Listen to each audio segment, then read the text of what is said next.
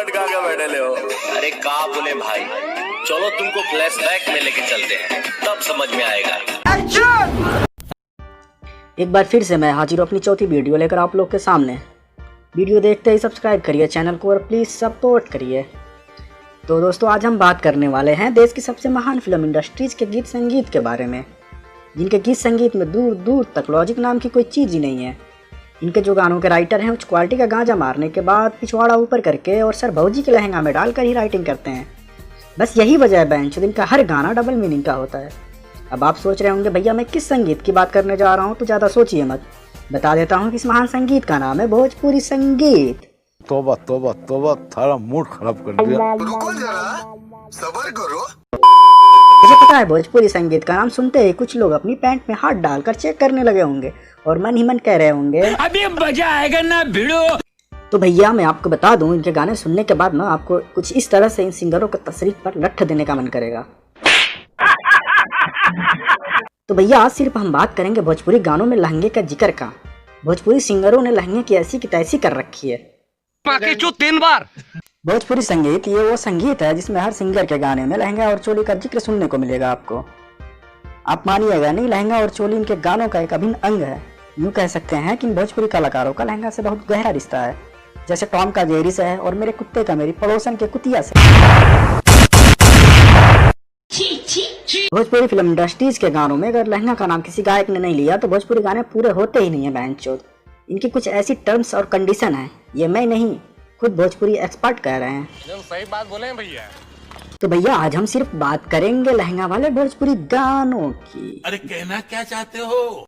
सब्र करो, बोला। बात करेंगे, वीडियो शुरू करने से पहले डिस्क्लेमर देख लो।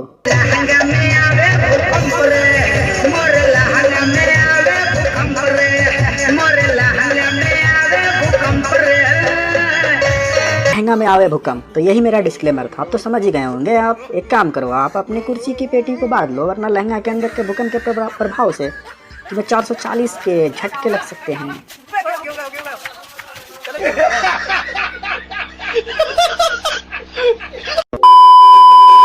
नहीं अखियां के चोट से तो लहंगा उठा दे रिमोट से, लहंगा उठा दे रिमोट से।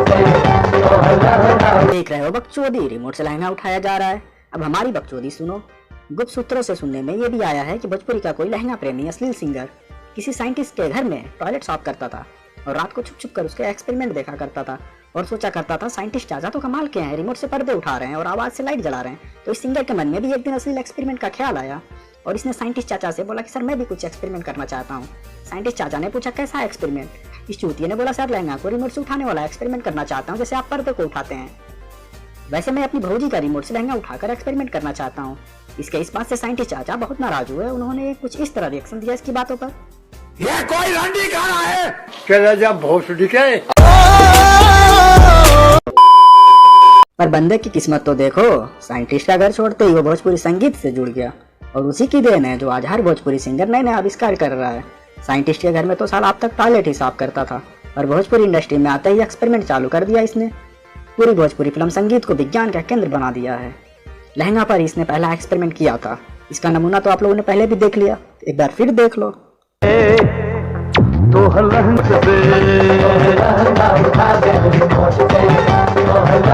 लहंगा रिमोट से उठा रहा है, अब तो मान लो कि ये बंदा पूरी भोजपुरी इंडस्ट्रीज को विज्ञान का केंद्र बना के ही मानेगा। जनता माफ नहीं करेगी। Thank you. चल भोसड़ी के।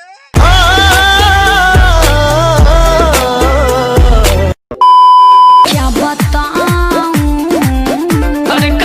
क्या बताऊं, मुझे पिया पगला दिया है, लहंगे में कैमरा लगा दिया है, क्या बताऊं। लहंगा में भी कैमरा, भोजपुरी इंडस्ट्रीज के इस आविष्कार से नासा वाले सदमे में थे। मैं सोचा आप लोग को बता दूं। फिर किसी ने इसकी एक वीडियो नासा वालों को दिखाया। जब ये वाला सिंगर पैदा हो रहा था तो बाहर निकलते वक्त इसके एक हाथ में कैमरा था और दूसरे हाथ में रिमोट लेकर गाते हुए निकल रहा था। तो लहंगा उठा दे रिमोट से। वीडियो देखते ही नासा के चीफ का कुछ ऐसा रिएक्शन आया। बस भाई मेरे, मैं माता हूँ जो इसमें आया।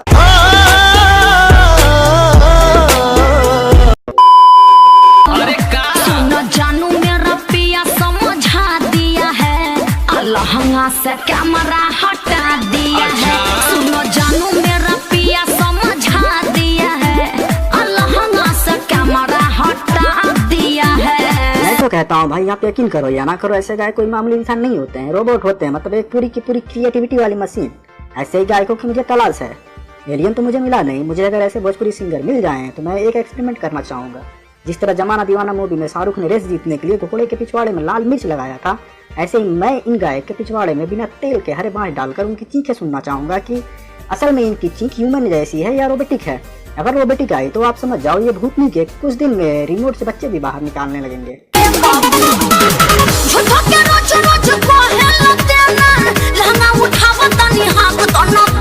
एक बात तो माननी पड़ेगी भैया, भोजपुरी इंडस्ट्रीज के गायक जिस तरह लहंगे के पीछे हाथ धोकर पड़े हैं ना, मुझे लगता है कि टिकटॉक की तरह लहंगे को भी बैन करवाना पड़ेगा, वरना साला एक दिन ऐसा वक्त आ जाएगा कि लहंगा के अंदर की क्रांति की ज्वाला फूटेगी और वो खुद बोल पड़ेगा। इस सज्जन को क्या तकलीफ है भाई? जुबना का देखो तारो हमर लहंगा उठा के देखो ना, लहंगा उठा के देखो ना। अब इन भोसड़ी वालों को पूछोगे कि लहंगा में क्या है तो इनका कुछ इस तरह रिएक्शन आएगा।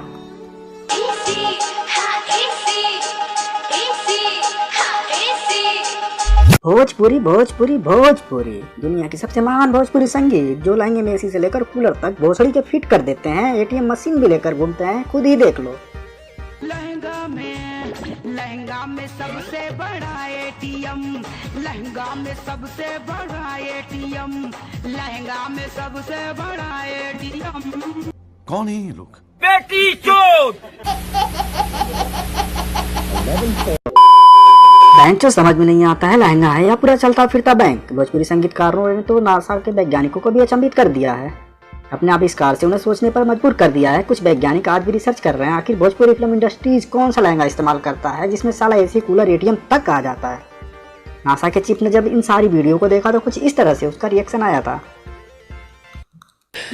ओ भाई मारो मुझे, मारो मारो मुझे, मारो मारो। नहीं ये मजाक हो रहा है, एक सेकंड यार, मजाक हो रहा है। नहीं ये हम यहाँ पे क्या करने आए हैं? नासा के कई वैज्ञानिक सदमे से बाहर ही नहीं आ पा रहे हैं जब से उन्होंने सुना है कि लहंगे के अंदर एटीएम विद एसी। आखिर में भोजपुरी संगीतकारों ने नासा वालों की मार ली, सोचने पर मजबूर ही कर दिया है। बेचारों को सोच में पड़े हैं कि आखिर लहंगा के अंदर आखिर कौन सा ग्राफिट कर रखा है इन भोजपुरी कलाकारों ने, जिसमें पूरा का पूरा बैंक एटीएम मशीन आ गया है, वो भी 1 टन एसी के साथ। मोदी जी को जब इन भोजपुरी संगीतकारों के इन सारे आविष्कार के बारे में पता चला तो उनका भी कुछ रिएक्शन ऐसा ही था। जनता माफ नहीं करेगी। मोदी जी बहुत चिंतित थे, काश इस बैंक का आविष्कार भोजपुरी सिंगरों ने पहले किया होता तो सरकार को इतने पैसे खर्च करके हर जगह एटीएम मशीन रखने की जरूरत ही नहीं पड़ती।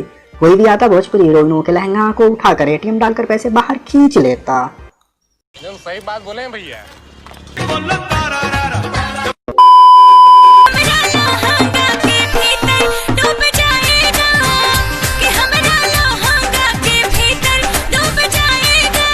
ये देखो कह रही है डूब जाएगा, हम लहंगा के अंदर घुस के थोड़ी ना पैसा निकालेंगे, हम तो लहंगा उठा कर निकालेंगे। खैर अगर ज्यादा गहरा है तो हम बोट लेकर घुसेंगे तुम्हारे लहंगा में। लेकिन एक बात बताओ भोसड़ी वालों, अभी तक तो लहंगे में एसी और एटीएम था, अब समंदर कैसे बन गया?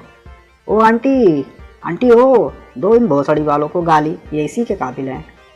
ये बहनचोद सारे मिलके हमको पागल बना रहे हैं, मादर चोद के बच्चे।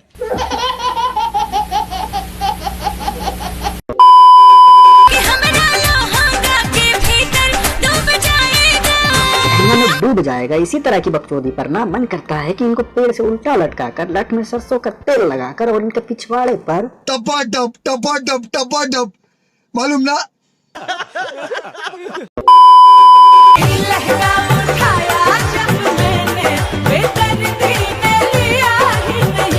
देख रहे हो लहंगा उठाया जब मैंने, बेदर्दी ने लिया ही नहीं। बहनचोद कैसे मटका मटका के कह रही है। इन लोगों की इसी अश्लीलता पर ना इन्हें गालियां देती है पब्लिक, और पब्लिक के गालियों के बाद इनका रिएक्शन कुछ इस तरह का होता है। यार भाई मेरे वीडियो में गलत कमेंट मत कीजिए यार। अरे भाई समझ के बोल रहा हूँ यार, बुरा लगता है भाई, आप लोग भी जानते हैं। और फिर हम जैसे रोस्टर इनकी इस रिएक्शन का जवाब कुछ इस तरह वीडियो बना के देते हैं। आना ने आग लगा दूंगा तुमको, जुगाड़ में खिल्ले ठोक दूंगा, पेड़े में टायर में ठीक।